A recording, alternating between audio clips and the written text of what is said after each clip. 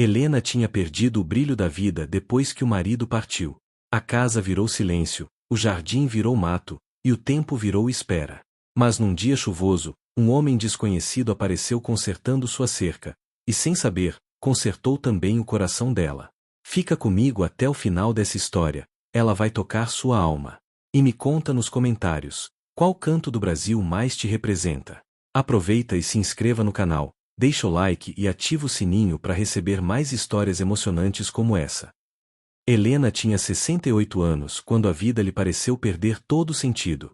Fazia 3 anos que seu marido, Antônio, havia partido para o céu, deixando-a sozinha naquela casa grande que um dia fora cheia de risadas, conversas ao pé da lareira e o cheiro de café fresco todas as manhãs.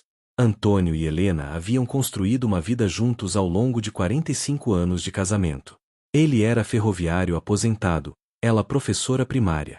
Juntos criaram 2 filhos que agora moravam longe, Ricardo em São Paulo, trabalhando numa multinacional, e Camila no Rio de Janeiro, casada com um engenheiro. As visitas eram raras, sempre acompanhadas de desculpas sobre trabalho, compromissos inadiáveis e a correria da vida moderna. Nos primeiros meses após a morte de Antônio, Helena ainda tinha certa energia. Arrumava a casa, cuidava das plantas do jardim, preparava suas receitas favoritas. Mas aos poucos, aquelas atividades foram perdendo o brilho.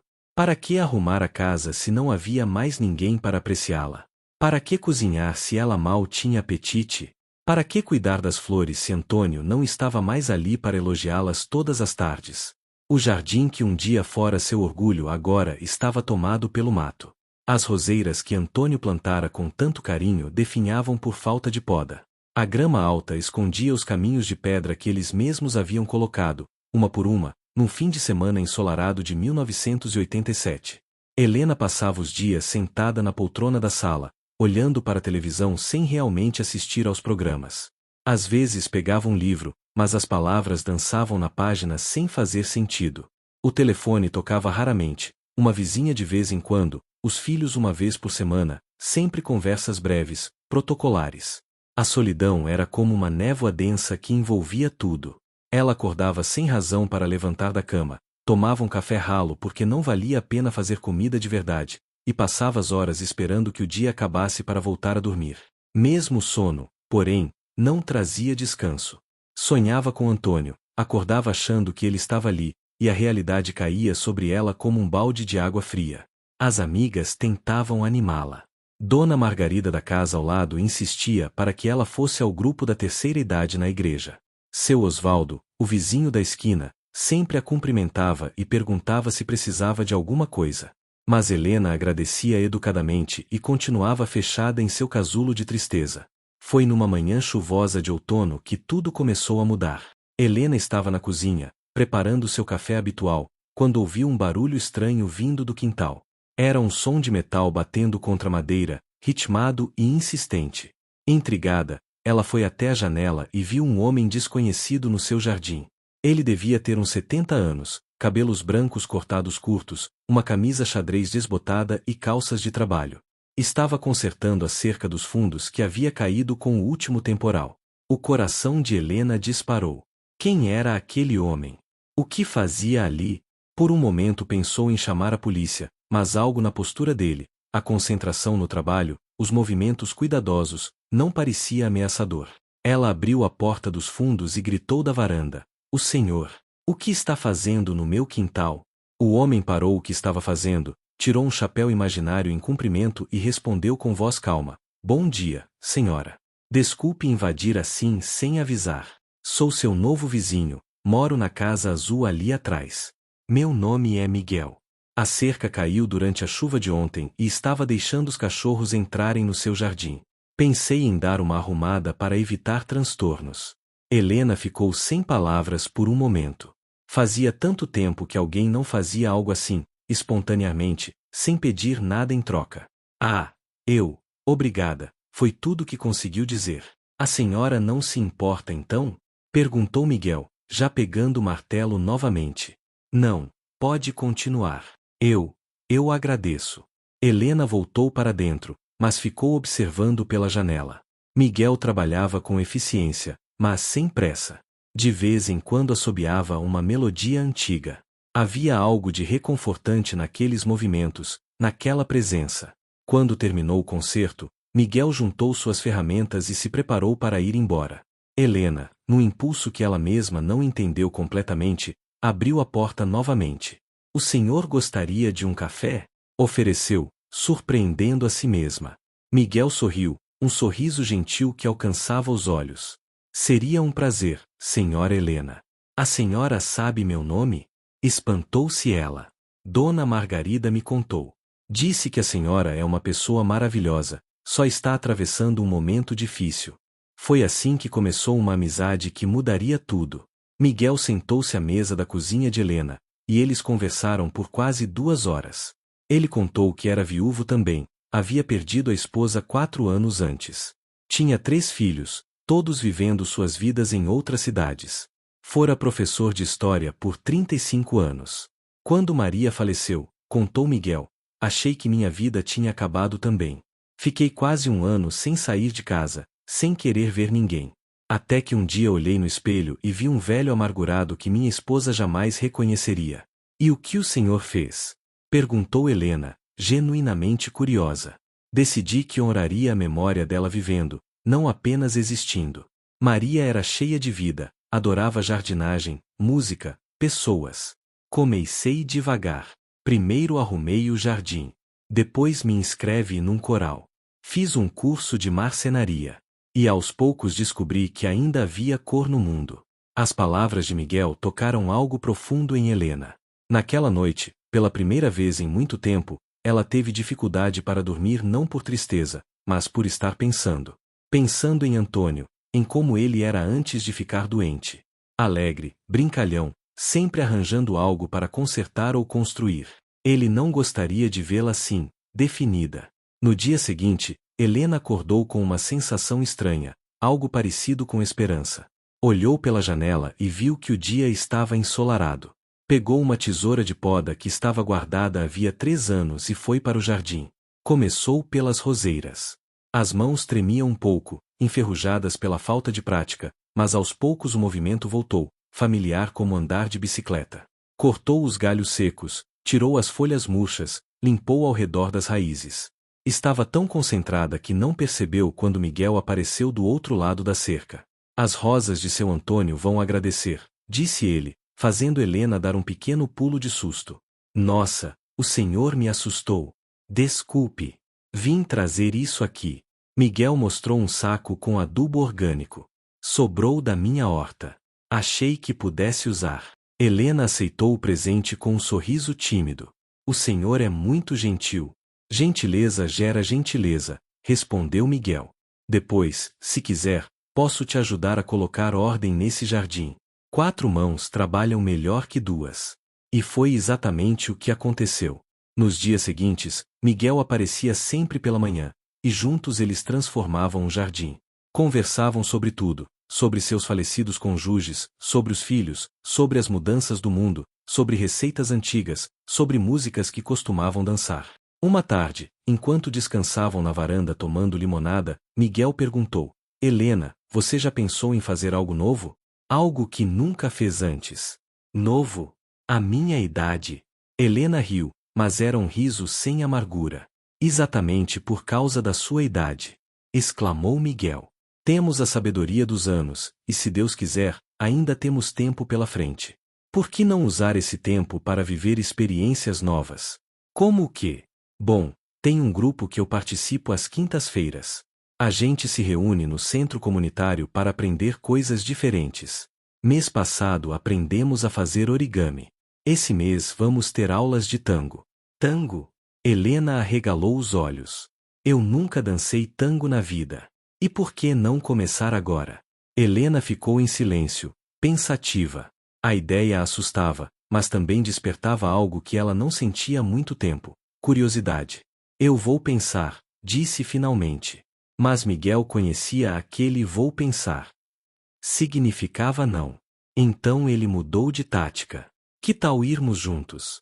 Só para assistir, você não precisa participar se não quiser. Naquela quinta-feira, Helena se viu arrumando o cabelo com mais cuidado do que fazia há anos. Escolheu um vestido azul que Antônio sempre dizia que realçava seus olhos. Quando Miguel tocou a campainha, ela estava nervosa como uma adolescente indo ao primeiro baile. O centro comunitário era um espaço simples, mas acolhedor. Havia cerca de 15 pessoas ali, todas com mais de 60 anos, todas com sorrisos nos rostos. O professor de tango, um argentino chamado Carlos que devia ter seus 80 anos bem vividos, recebeu Helena com um entusiasmo contagiante. Bem-vinda, bem-vinda. Mais uma alma corajosa para se aventurar no tango. No início, Helena apenas observou. Mas a música, aquele ritmo apaixonado e melancólico ao mesmo tempo, começou a mexer com algo dentro dela. Quando Miguel estendeu a mão, convidando-a para tentar, ela aceitou. Os primeiros passos foram desajeitados. Helena pisava nos pés de Miguel, perdia o ritmo, ria de si mesma. Mas ele era paciente, sempre com palavras de encorajamento. Você está indo muito bem. O tango é assim mesmo, é preciso errar para aprender. Ao final da aula, Helena estava cansada, mas havia um brilho diferente em seus olhos. No caminho de volta para casa, ela disse: Sabe, Miguel, faz muito tempo que eu não me diverti assim. Então semana que vem você volta? Acho que sim, respondeu ela, e dessa vez não era apenas educação.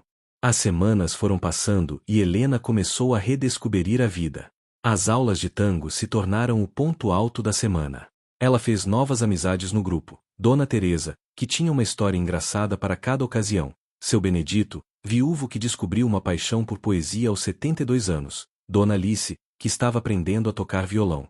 Miguel sempre estava por perto, não de maneira invasiva, mas como uma presença constante e reconfortante. Ele a apresentou a outras atividades. Começaram a ir a sessões de cinema gratuitas aos domingos na praça. Miguel a levou para conhecer a feira de antiguidades no centro, onde Helena encontrou uma vitrola igual àquela que seus pais tinham quando ela era criança. Você precisa comprá-la, insistiu Miguel. Para quê? Eu nem tenho discos. Então vamos procurar discos. E assim fizeram. Passaram a tarde garimpando em sebos e lojas de antiguidades, encontrando tesouros esquecidos. Helena comprou discos de Orlando Silva, Dalva de Oliveira, Elisete Cardoso. Naquela noite, pela primeira vez em 3 anos, sua casa voltou a ter música. O jardim estava irreconhecível. As roseiras floresciam novamente, o gramado estava parado, havia canteiros novos com violetas e amor perfeito. Helena acordava cedo todos os dias, ansiosa por ver como as plantas estavam, por regar, por cuidar. Ela também voltou a cozinhar. Não apenas para si, mas para compartilhar. Fazia bolos e levava para o grupo de tango. Preparava jantares e convidava Miguel e outros amigos. Sua casa, que havia sido um mausoléu silencioso, voltava a ser um lar. Uma tarde, Ricardo, seu filho, ligou. Era uma chamada de vídeo. Mãe, você está diferente. Diferente como? Perguntou Helena, genuinamente curiosa. Não sei, mas, viva. O que está acontecendo aí? Helena sorriu. Estou vivendo, filho. Apenas vivendo. Ela contou sobre Miguel, sobre o tango, sobre o jardim, sobre os novos amigos. Ricardo ficou em silêncio por um momento e depois disse, com a voz embargada: Mãe, estou tão feliz em ouvir isso. Eu me preocupava tanto com a senhora. Eu sei, filho. Mas agora você pode ficar tranquilo. Depois da ligação, Helena ficou pensativa. Percebeu que havia passado tanto tempo esperando que seus filhos preenchessem o vazio deixado por Antônio, que não havia percebido que esse vazio só ela mesma poderia preencher. Um dia, Miguel apareceu com uma proposta diferente. Helena, você já pensou em viajar? Viajar? Para onde? Para qualquer lugar. Sempre há lugares que queremos conhecer, coisas que queremos ver. Maria e eu sempre sonhamos em conhecer Ouro Preto, mas nunca fomos. Estava pensando em organizar uma excursão com o pessoal do grupo. Você toparia? A ideia assustou Helena. Ela não viajava desde antes da morte de Antônio. Mas então pensou, por que não? Antônio adorava história, ele teria amado conhecer Ouro Preto. Eu topo, disse ela, surpreendendo a si mesma mais uma vez. A viagem foi marcada para daqui a 2 meses. Enquanto isso, Helena se ocupava com os preparativos. Comprou uma mochila nova, roupas confortáveis para caminhar, uma câmera para registrar os momentos. A expectativa era deliciosa. Mas nem tudo eram flores. Havia dias em que a tristeza voltava, pesada como antes. Aniversários, datas especiais, às vezes simplesmente um cheiro ou uma música que a transportavam de volta. Nesses dias, Helena permitia-se chorar, sentir falta, lembrar. Miguel entendia esses momentos. Ele mesmo tinha os seus. Saudade não passa, disse ele numa dessas ocasiões, quando encontrou Helena chorando no jardim. A gente aprende a carregar ela de um jeito diferente. Como uma mochila. Nos primeiros dias depois que Maria morreu, era como se eu carregasse pedras. Agora, ainda carrego a mochila, mas dentro dela tem também flores, memórias boas, gratidão pelo tempo que tivemos juntos. É exatamente assim, concordou Helena, enxugando as lágrimas. E sabe o que eu descobri? Continuou Miguel. É que posso carregar a mochila das memórias de Maria e ainda ter espaço para coisas novas. Uma coisa não anula a outra. Aquelas palavras foram como um alívio. Helena percebeu que não estava traindo a memória de Antônio ao voltar a viver, a rir, a fazer amizades. Ela estava honrando o amor que tiveram, mostrando que ele significou tanto que ela não desistiria da vida que construíram juntos. A viagem para Ouro Preto foi transformadora. O grupo era formado por 10 pessoas do centro comunitário, todos cheios de entusiasmo e energia. Passaram 3 dias explorando as igrejas barrocas, as ladeiras de pedra, os museus, as lojinhas de artesanato. Helena se sentiu como uma jovem novamente. Subiu e desceu ladeiras até as pernas do Éren, maravilhou-se com a arte sacra, conversou com os locais, provou comidas típicas. E registrou tudo com sua câmera nova. Numa tarde, ela e Miguel estavam sentados num banco da Praça Central, descansando depois de visitar a igreja de São Francisco de Assis. Obrigada, disse Helena de repente. Por quê? Por tudo. Por consertar minha cerca naquele dia chuvoso. Por não desistir de mim. Por me mostrar que a vida ainda vale a pena. Miguel ficou sério por um momento. Helena, eu não fiz nada além de estender a mão. Você que teve coragem de aceitá-la. E sabe de uma coisa? Você também me ajudou muito. Eu? Como? Às vezes a gente precisa ajudar alguém para lembrar que ainda somos úteis, que ainda temos algo a oferecer. Você me deu um propósito renovado. Então, na verdade, nós nos ajudamos mutuamente. Helena sentiu os olhos marejarem, mas dessa vez não eram lágrimas de tristeza. Na última noite em Ouro Preto, o grupo fez um jantar de despedida num restaurante típico. Houve música ao vivo, comida maravilhosa e muitas risadas. Em determinado momento, começou a tocar um tango. Miguel levantou e estendeu a mão para Helena. Posso ter esta dança? E ali, naquela cidade histórica, sob um céu estrelado, Helena dançou. Não eram mais os passos desajeitados da primeira aula. Agora ela se movia com confiança, deixando a música guiá-la. E pela primeira vez desde a morte de Antônio, ela se sentiu completa novamente. Quando voltaram para casa, Helena tinha uma clareza que não tinha antes. A vida não havia acabado quando Antônio partiu. Era diferente, sim. Havia uma parte dela que sempre sentiria a falta dele. Mas havia também uma parte que podia florescer de formas novas. Os meses seguintes foram de contínuo crescimento. Helena não apenas participava das atividades do centro comunitário, ela começou a organizá-las. Propôs um clube de leitura, que se reunia quinzenalmente para discutir livros. Usou sua experiência como professora para ajudar algumas pessoas do grupo com dificuldades de leitura. Seu jardim se tornou um ponto de encontro. Aos sábados pela manhã, ela recebia amigos para café e bolo, e todos admiravam as flores, trocavam mudas, compartilhavam receitas. A relação com os filhos também mudou. Ricardo e Camila, vendo a mãe tão bem, passaram a ligar mais frequentemente. Não mais por obrigação ou preocupação, mas por genuíno interesse em saber das novidades, das aventuras da mãe. Mãe, a senhora está ficando mais jovem. Brincou Camila durante uma visita surpresa. Não mais jovem, minha filha. Apenas mais viva. Quanto a Miguel, ele continuou sendo uma presença constante e preciosa. Não havia rótulos para o que eles tinham, não era romance no sentido tradicional, mas era amor. Amor de companheirismo, de cumplicidade, de duas almas que se encontraram no momento certo. Eles continuavam consertando cercas, cuidando de jardins, dançando tangos, viajando e descobrindo que a vida depois dos 60 pode ser tão rica e cheia de possibilidades quanto em qualquer outra idade. Uma manhã, um ano depois daquele dia chuvoso em que tudo começou, Helena acordou e foi até o jardim. As roseiras de Antônio estavam mais bonitas do que nunca. Ela tocou delicadamente uma rosa vermelha e sussurrou: "Obrigada, meu amor. Obrigada por me amar tanto a ponto de eu querer honrar essa memória vivendo plenamente." Uma brisa suave soprou, fazendo as pétalas dançarem. Helena sorriu. Não eram mais as manhãs vazias de antes.